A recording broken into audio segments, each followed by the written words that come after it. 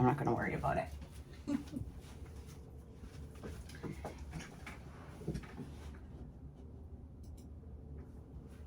Good morning. You have Kathy from Getting Chatty with Kathy here. And today is just a beautiful day. I'm looking outside the window. We have some clouds, but it's still like not too hot, not too cold. It's definitely a perfect summer day here in Regina. And with me, I have the talented Laura Steadman. To those that don't know who Laura is very talented in the world of jewelry, if you ask me. She has been making it for, I don't even know how long. I'll let her explain all of her background. But basically, she teaches people how to take glass and metals and make them into the most beautiful things. And I'm really proud to have them in my product lines because they are beautiful and stunning. And a thing that is made in Regina, that's awesome, that we need to say more of. So Laura, my beautiful Laura. Hello. How are you today? I'm good. How are you? I'm always pretty peppy. This is kind of an exciting job to do for a volunteer because we just kind of get a, put ourselves on the radio shows and talk. It's easy. It's fun. I like it. It gives me a rush. Cool. I've never been on the radio before in my life. Really? Well, I'm so happy that we get to do this together. I'm trying to think when we met. I think Val Moker definitely connected us. Yes. And she was talking nothing but worlds of like how beautiful your jewelry was. So your process is a bit different than a lot of people here in the city. Did you want to kind of tell people what your jewelry looks like, how you make it? Well, I do two sort of separate lines of things. So in one hand, I do the silversmithing and jewelry, and on the other hand, I make glass beads. And I teach glass beads, and in the fall, I'll be teaching jewelry as well. Is that your first time? Yes, teaching it. The current instructor is leaving. So she's moving, and I'm going to teach some of the basic classes. Well, I think everybody's going to be in really good hands. If anybody that follows Laura's work, she definitely gets those classrooms filled at the Neil Bockwell. And everybody talks about how great the classes are. So they keep on coming back. So you're doing a good job. Thank you. It's a lot of fun. I sometimes think that you feel like a bit of a fraud because somebody's paying you to do something that is totally fun. I've been doing that since, 2008. Wow, so it's coming up almost 15 years. Yeah, I Goes was pregnant. I was pregnant with my youngest daughter when I first did my first jewelry class, and I remember being in there going, "This is what I want to do. I love this." Like I think I was in there 10 minutes, and You felt like you were home. I was, yeah, absolutely. So for those of you guys that have any of her jewelry, you know that her silver is so raw and like hammered, and it has like a certain look about it that's really stunning. Texture and movement. Is that what you say? Texture and movement, yeah. You can see it in all of your work and your busy ring. Okay, so for those of you guys that don't know, I remember this. You talked to me about it. Like a lot of kids fidget. Mm-hmm. It's a fidget toy before fidget toys were cool. And it's so beautiful. I wish you guys could see it. It's two rings, one stacked into the other, and it swirls around in the middle. And you know what she has on it? Carpe diem. And Tempest fidget. What does Tempest fidget mean? Time flies. Time flies, seize the day, time flies. That's it though, really. So speaking of time flies, tell us about your glass beads. They are one of the most touching things I think I've heard of an artist do in the city. So go into detail. Well, it's funny because 4 years ago to the day almost, I had an interview with, Ashley, I can't remember her last name, with the Leader Post, and they came and did an article on the memory beads. And as far as I know, I'm the only one in Saskatchewan that does the glass beads. They're beautiful. So tell me about the memory bead. What's in it?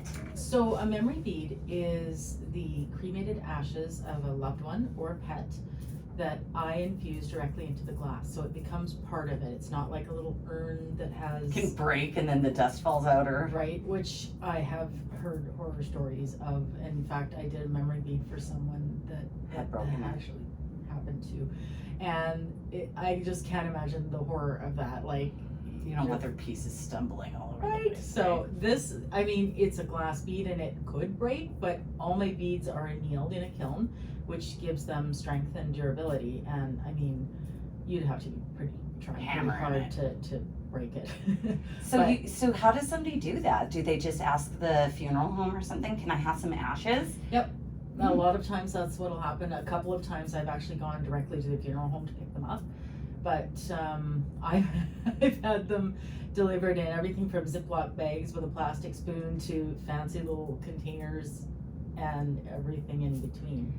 But people can, a lot of time the funeral home is aware. In fact, one of them in town, I have a display Brochure. there. Yeah. Mm-hmm. They'll say, I need a tablespoon set aside or whatever, and then whatever. So they give it to me and I make the beads and whatever Share I that don't with the use, person. yeah, whatever I don't use, I return them. So. What a challenge, like a beautiful thing you're doing, but do you find it's challenging because you're dealing with people with heightened, I can just put myself in the position of somebody that is getting this made, their emotions are probably pretty raw. They are. Lots of times I've had people contact me the same day the person has passed, and they're right in there, and yeah, they're in the thick of the crying, and they're gonna be able to have this little memento with them.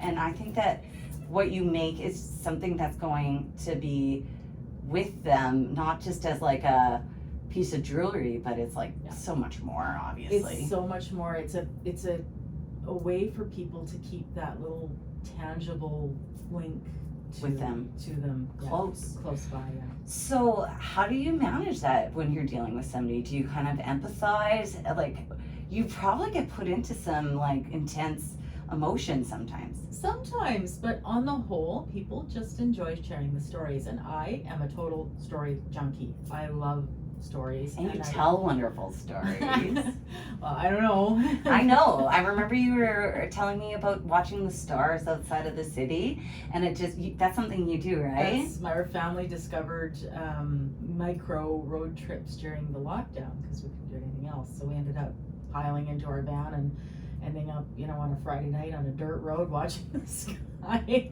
Talk about seizing the day though, and like being present. And It's a so lot much of us fun. don't do that in Saskatchewan, and we have the prettiest living skies. I dragged my family to Grasslands National Park 2 weekends in a row, 2 summers ago, just to look at the sky. Why is that? Is there just no lights out there? And Grasslands is a dark sky preserve.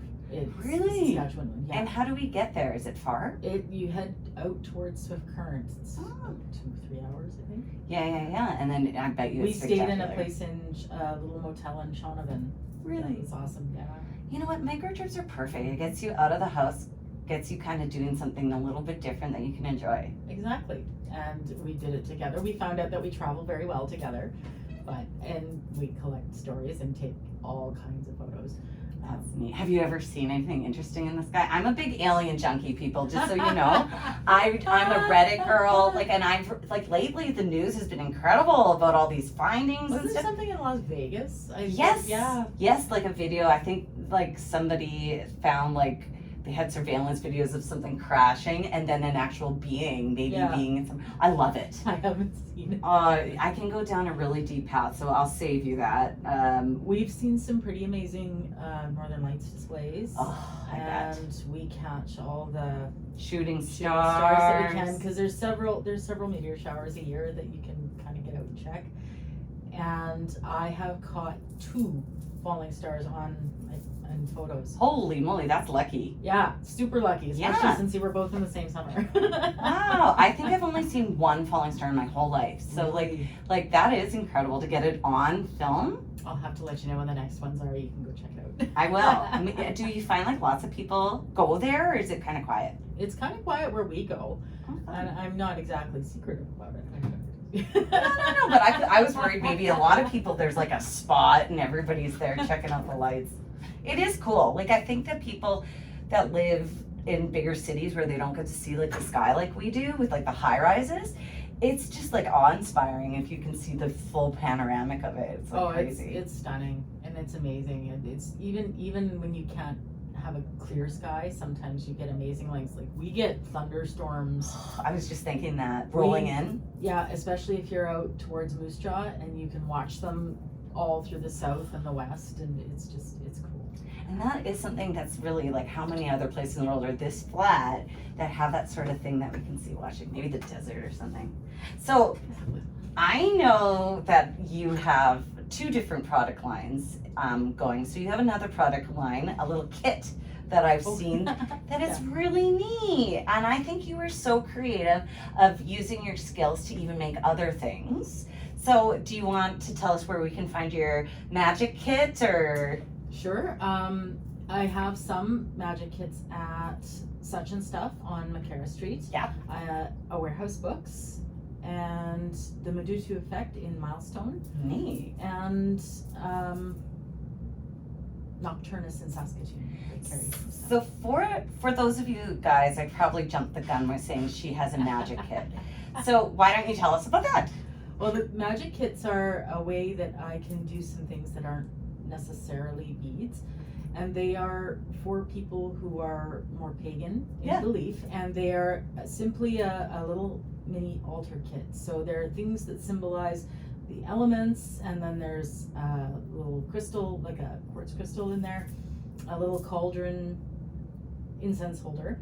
Oh, that's so cool. And a little stamped charm, and it's just so, if you want a place to create a little sacred space for yourself when you're traveling. It's in a tin that's like 4 That's inches so cool. long. Yeah. And I find when we hit up like a week vacation somewhere, and if you want to clear the air, have some good energy and take it with you, that's like perfect. You can't probably bring a bunch of that stuff full size. So And that's the other thing too. I guess this is where the part that I made come in. So the element markers, the little glass wand, the little broom known as a besom, and you make that? Yeah. Out of glass? No, everything but the broom. The broom was made from a lilac tree we cut down in my backyard, and an apple tree. So, oh my goodness. So I have an auntie that's a practicing pagan, and she always tells my girls, like, I'm a witch, don't like mess with me. I'm gonna have to go and pick one up because I know she'll love it.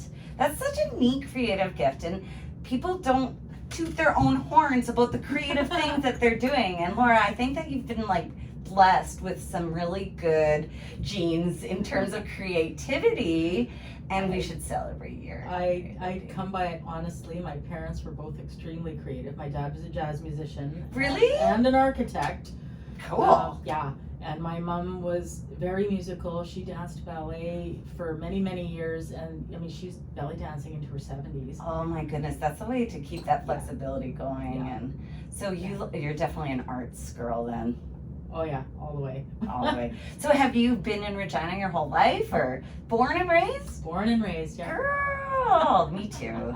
And do you feel like this is your home forever, or are you always looking to other places? This is home forever, but I sure like to travel. I like to go where I can, and if I can't go very far, then we'll explore. If the pandemic taught me anything, it's how cool Saskatchewan is. Do you have some lists of cool stuff that we could check out? I actually do. I didn't bring it. But, any off the top of your head?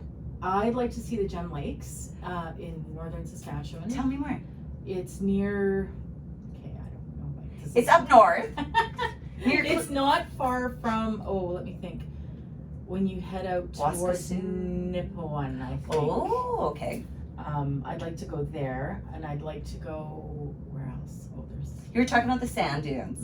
The sand hills, the Great Sand Hills. Well, there's two, because there's the Athabasca sand dunes, and they are way north. But there's the other ones when you head towards Scepter. Is that like the Cypress Hills kind of area? Yes. Yeah. It's weird to think that we have a desert twice here.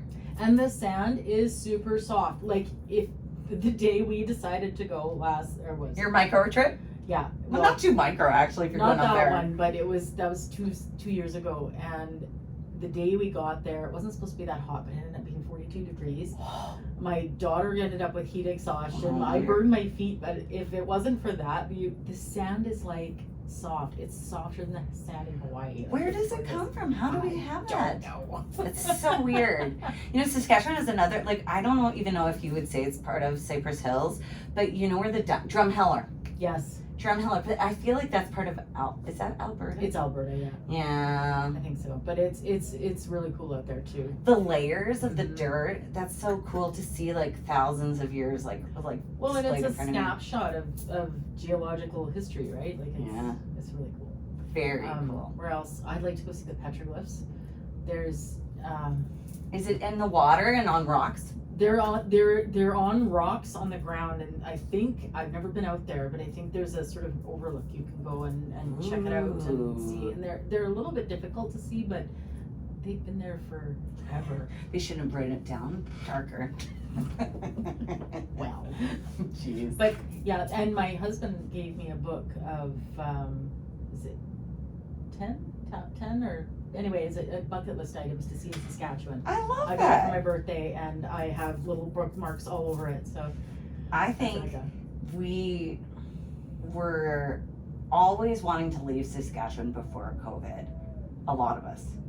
And then all of a sudden it was like, oh, we can't do that. Well, what's here? And then we turned and looked inside, and then it's like, oh my goodness, like we should be doing all of this. There's so many places in Saskatchewan. So many, and so many different things to do. One of mine was my dad and my mom, we took I don't know if you even take a ferry there anymore, but we went to Batoche and we checked out the whole museum out there, and like where like a lot of the Louis Riel like fighting went. Wow. Like, and that would be interesting. That's our history. And they're teaching it properly, I think now. Yeah. I'd hope so. What amazes me is that we are a landlocked prairie province, and we have a bunch of ferries. Like, who knew there were so many ferries in Saskatchewan? A good friend of mine said it was one of his sort of missions in life to go and check out all the ferries in Saskatchewan. It's true, because of all these lakes. There's so many. There's so many lakes, and you would never expect it. And I guess it's got to be cheaper than a bridge. I guess so, right? Right? Then you got to be the dude who ferries people. That's gonna be an interesting Pretty good job. The ultimate casual on call. Yeah. Like one car every couple hours. Saskatchewan has a lot of hidden gems. The Sask Wanderer, I was just talking about him the other day. Mm-hmm. He's pretty good about going and like highlighting all of these areas, but it's cool to hear that you're doing that and you're taking your kid along, and it's making you guys like hang out a bit too. Yeah. Oh yeah. Yeah. And my kids love it too. Now I'll get them going, hey mom, is the sky clear? I don't know, let's go. So I we hit the road. love that. So it's like a thing. It's a total thing now, and then they'll say, hey, I've got this new music I want to show you. So there's always music, there's always travel, there's always It's like that's the way a family unit needs to like connect. I like it. I found COVID helped us connect a lot more. Mm-hmm. Like, and I didn't know that we weren't connecting, but all of a sudden we had to do everything. Yeah. Well, and I'm not gonna say COVID was a good thing, but some very good things came from it. Yeah. Exactly. We discovered we got along because early on my whole family got COVID. All 5 of us got horribly sick in April of 2021. So you got it out of the way right off the hop. Right, but I don't really remember most of April 2021. Because you were so sick. I was very sick, and I'm still to this day have no sense of smell or taste. What? And only recently my lungs have started improving, and yeah, it's nasty, but we all sort of had our little nests throughout the house, and we didn't even argue. I don't think we had the energy to do it. So, but we figured out that was, we were good. And then when we could leave the house, it was like grateful. Yeah, absolutely. The other thing that the pandemic did was force people to focus on local businesses and what's around, not just travel, but we need to help our community with these businesses, else they're all going to fail. Yeah, I mean, lots did fail. Yeah. But not as many as you would have maybe expected. And I'm really grateful for the ones that survived. I'm grateful I survived. Yeah. Yeah. Well, I was lucky I didn't rent anywhere. I would like the people that had to like cover the expense of rent. That was scary. And I don't have staff. The staffing expenses would have been crazy too. Oh, and it was awful. I mean, there was help from the government, but I mean, in any crisis, it's never enough, right? Like, it's just.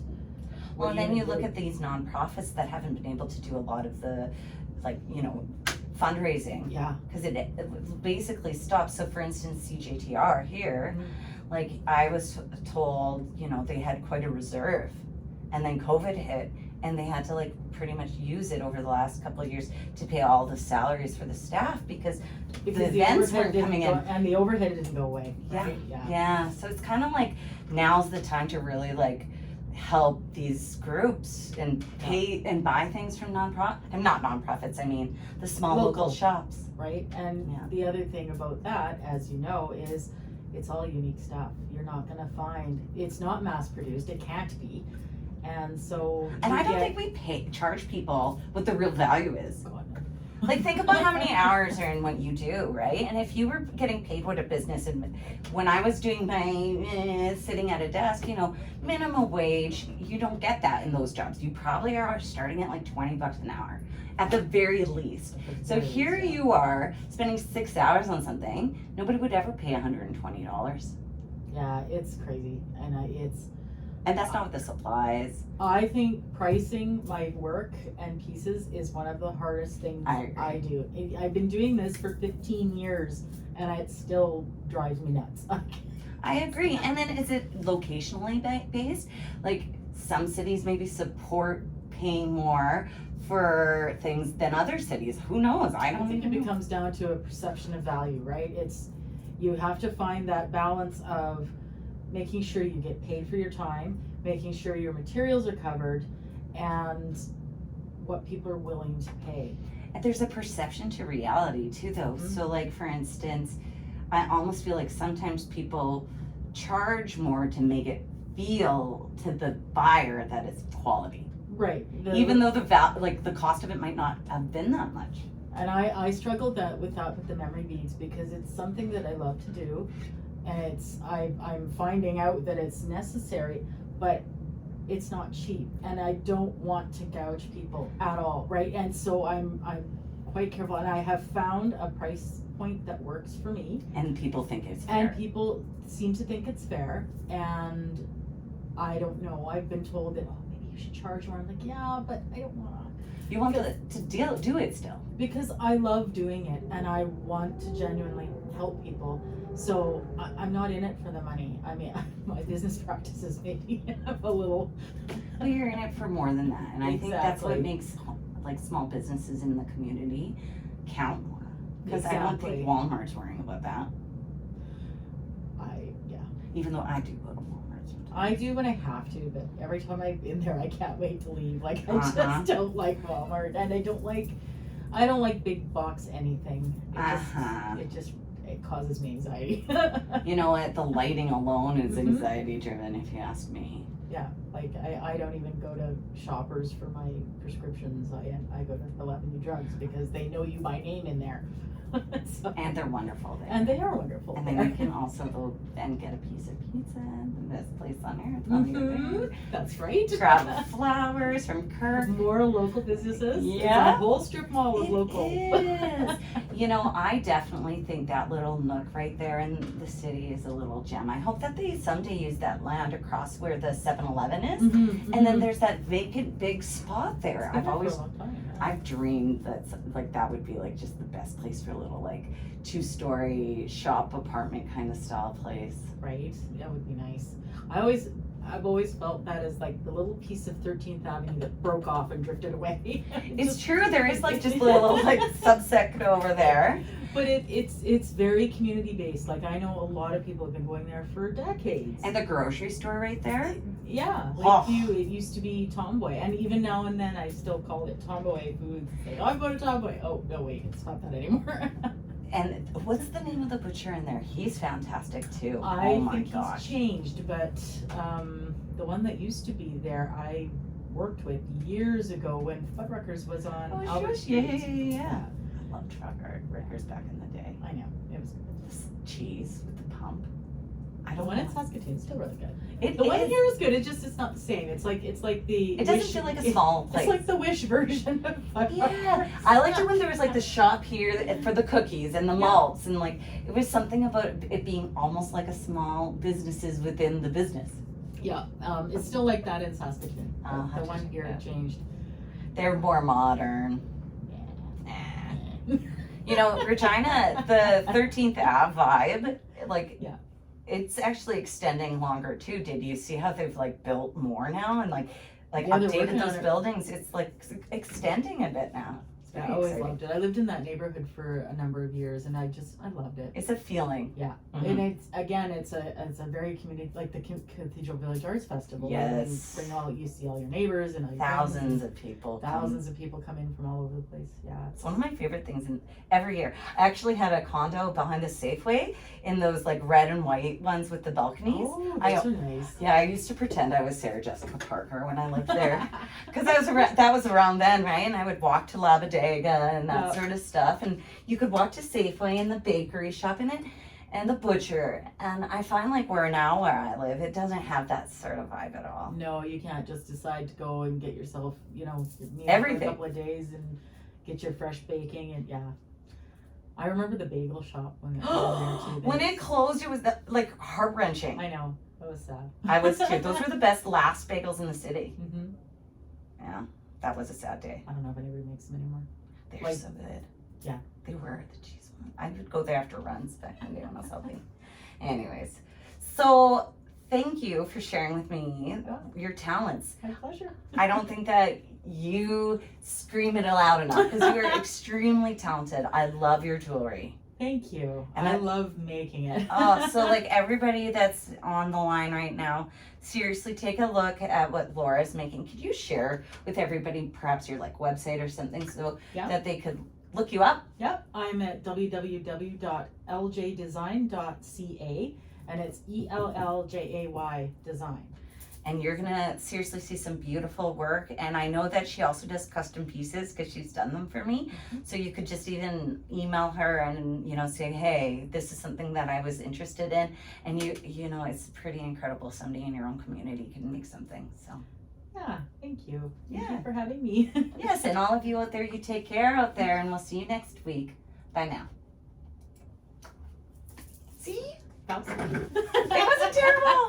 No. It's because I try and keep it because I kind of know stuff about you, so Well, I knew yeah. what I wanted to hit. And I didn't want to ask because I feel like if I ask, you'll double think stuff. Yeah, I was like, do I ask about the witch stuff? But we should. Yeah. I love it. I had to, I forgot cup of tea. Cup of tea also carries my stuff. But they don't have very much. They just have a few things. But I love Jewel. She's I do incredible. I really do. And she's like helpful. Like, you know what? Like some businesses aren't helpful. I know. But I'm pretty fortunate with the businesses that I've talked to and stuff. And yeah. Well, your stuff's neat. That's why. I go for unique. I try to stay unique. And you know what though? That's your attraction. I read a book where they say like every business has to have traction that people know what you do. So if you did fucking all these random shit, they would never know what you did. But because you do those bees and you do those classes, you're the silver class girl. And that's your traction. Yeah, so Melody Armstrong teaches now, and She was like the best. You weren't letting me quote that you were a teacher before in there because I said you were the teacher of Regina. Right. And you were like, no. No, Melody was. She isn't. I was the last teacher that I took over from somebody. Now you're and the now teacher. I will be the teacher, but there are others too that teach. I'm just going to be doing the basic jewelry classes. Yeah. And then any advanced ones will come as I either learn them or somebody else comes in Comes to teach them. Yeah, That's pretty she's cool. leaving a pretty big hole. You know what you should do is figure out how the city could pay a grant for you to go for training. Well, they'll pay for me if I have to go do something. They'll Yeah. pay for it, but Yeah, like But the find a course problem in is- Italy or something. the problem is if I'm not here, I can't. Who's teach. teaching it?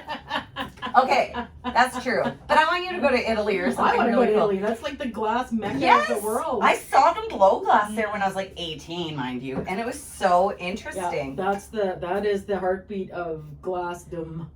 Get what a I trip do. to Italy. Murano. I'm gonna send that out into the world. I go to It'll Murano. be during like a break in classes. I don't know if you saw, but Pandora beads, right? Yeah. So Alex Chang, his company made them all for the last 14 years worldwide. He came to visit us. He was here. Should have told this story. Well, I forgot. Anyway. We'll do it next time. Next time. But Totally. he came, and he is the nicest man alive and most inspiring. And he lived in Regina for 8 years, left in 1993.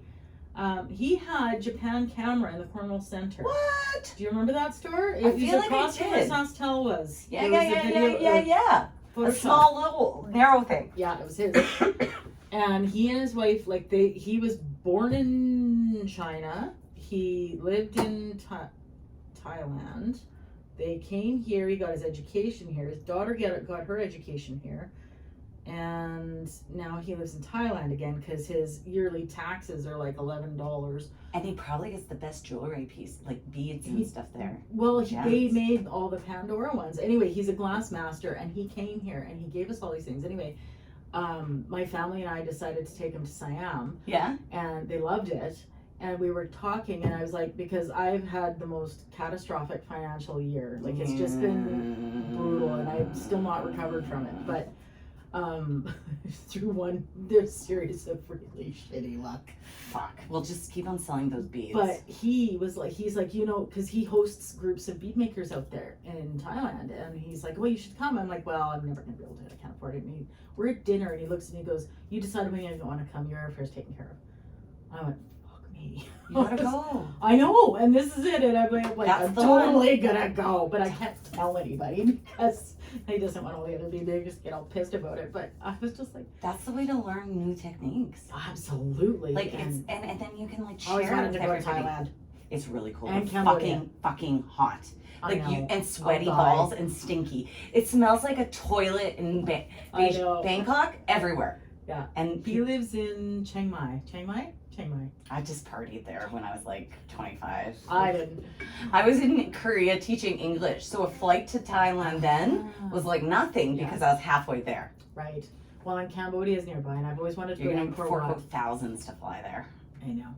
But that it's He's called. gonna pay for it. So. But you know, it's called a triangle. You go to Cambodia, Vietnam, and Laos. That's what they Okay. say. It's called the Golden Triangle. Okay. Look it up because there's I like three because all of the ESL teachers Yeah. that would fly down to Thailand did Yeah. that tour. Okay. Well, and all the bead makers do it because I watched them, and they're like, yeah, we're here with Alex, and blah blah blah. Oh, you gotta do it. I mean, the best I did was He's rich.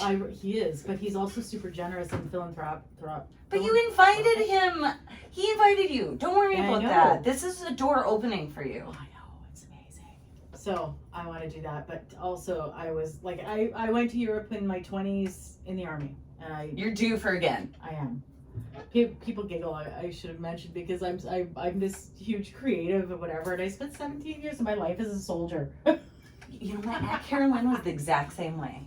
And people are like, Do you know my Why? Aunt Carolyn Gallagher? I feel She did bombs. She married this guy named Bob. She moved out to Delisle. She was a bomb technician, and so is he. And she was born here, started the army when she was 18. I started when I was 17. And Anthony was her baby here. I feel I know her name, but I don't think I think you guys are probably like-minded. She's a witch too. Oh, cool. And from the army. She lived in Delisle. No, what's that place outside Saskatoon? That's the army base. Dunder. Yeah. For like fucking years. Yeah. I spent a lot of time there, but I didn't live there. Oh, smart. You should have there. lived in Saskatoon instead. And then my Aunt Diane was in the army too. Diane Gallagher, they're sisters. And so both my aunts were from the army. Yeah. So like I got to go to Petawawa. And like, I've never been to Petawawa. and I've been to a few bases because of them. Wow, cool. Yep, yep. Well, It's a cool thing though. Did you ever do like the tours in Cyprus or any of that No, stuff? I tried, and I never got on. I tried to go to Bosnia, actually. They did both of those Yeah. and brought back the coolest stuff. Yeah. If it wasn't to be the army, it's a cool trip place to do it. Yeah, but they paid really well, and I got an awful lot of education, not Yes. just through them, but life experience. And like too. dental care, like they take care of their Oh yeah, they really do. Did you get to retire through them at least? I was reservist. I got kicked out, kind of. Not kicked out, I got pushed out. My job was removed and sent to Edmonton if I wanted to stay in trade and whatever. And I'm like, dude, I've been in 17 years. I'm not restarting in another trade. Like, forget it. So I retired. Nice. And there was a bit of a kerfuffle, and they didn't even give us it was just Pension days. package. Well, reservists don't really get a pension package. You get a lump sum payment based yeah. on years. And they actually owed me $12,000, and they gave me $6,000. Why? Well, because they had somebody illegally change a document about the terms of our release, because there was 5 of us, and out of the That's 5 a lot of us, of money. oh, I know, and I never did get it. That was in 2003. There's some shady stuff always with that side of things too. Oh yeah, they posted our assisting officer, and they just didn't handle it well at all, because they broke the law, did things wrong, and of course we were shafted. And I was the junior at 17 years. So there was other people for longer. Yeah, there was 5 of us. Sucks. Yeah, 3 of them were city police. Yeah. And now they're begging for people. Mm-hmm. Isn't that funny? Mm-hmm. Well, my aunties, it really was it saved like their well-being, because they were both single moms, Mm-hmm. and they needed something that would pay them, you know, a proper wage and Mhm. take care of their family, and that was Oh a yeah, really they've good got option. good insurance, good benefits, good everything. Yeah. Yeah. I think it's pretty neat. Now, where did I save you? I don't know. Do I need to be saved? You do, girl. So now you're gonna go home, have a nap. I'm gonna have a nap, and I'm gonna finish my laundry. Probably get my stuff. In fact, I'm going to the Toontown Pagan Festival this weekend. Really? So what do they have? Like just booths and stuff, or is Well, it it's a camping, basically camping, and fun? yeah. Do you get to do like kind of like ceremonies or Yeah, anything? yeah. Cool. At Ancient Spirals, which is just outside Saskatoon. I can't remember which. You gotta direction. tell me about one of those. I'm just interested. I don't know where I stand on it, but I'm curious. You know well, what I mean? the nice thing is, if wherever you stand is fine, you can come and observe. It doesn't That's mean what I we're think gonna it try is. to convert you. Yeah. I Yeah. think that's neat. I want to come sometime and just check it out. But it's at Ancient Spirals, which is a beautiful, beautiful place, and I'll be camping out there in a tent for a couple of nights. So That's so fun. Yeah. it is. Okay, let me know how it goes. I will. Oh, But I was saying my little witchy kits, the little element kits and the altar kits will be there, because on the last day they have a little maker's market, and so I'm gonna go and package Those will those fly. up. Those will fly off the shelf. Oh, I hope so.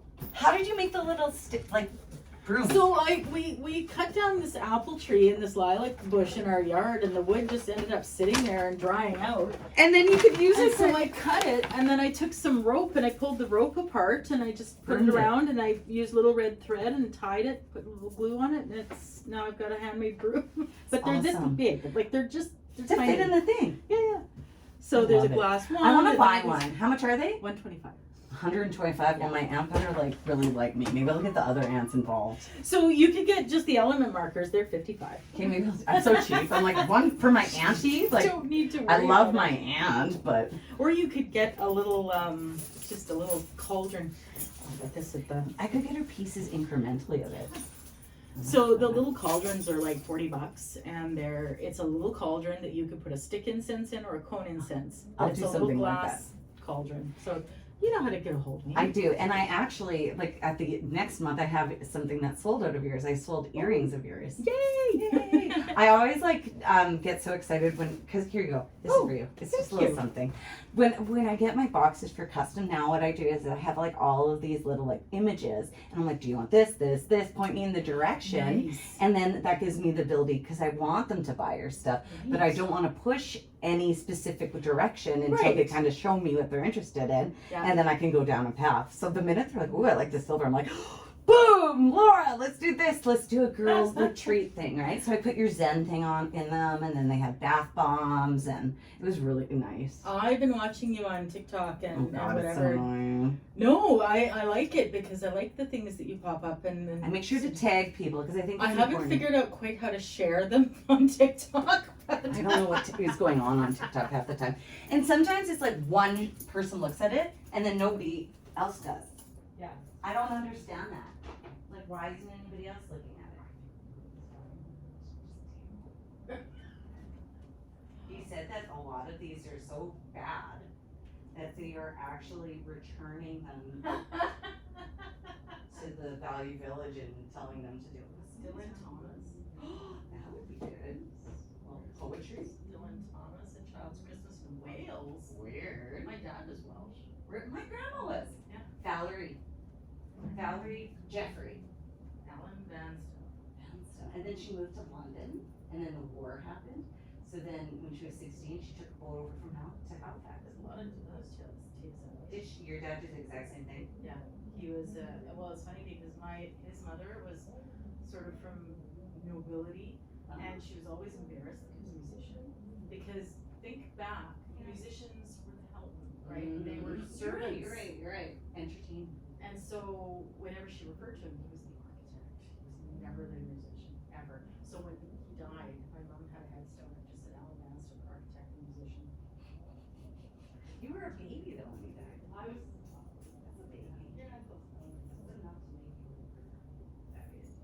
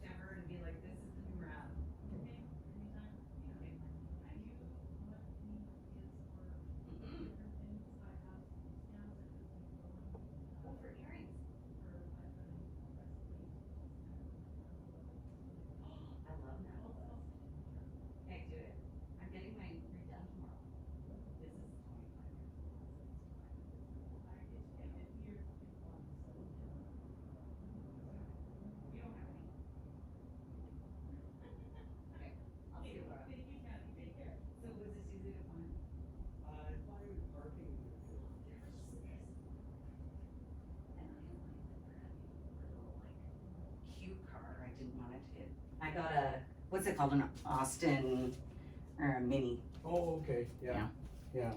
So this is the like room where we do like pre-recordings, and then the other rooms where we do live, but we're not doing live today. We're just doing a pre-record. Yeah. It's cool. I Thanks. get into this.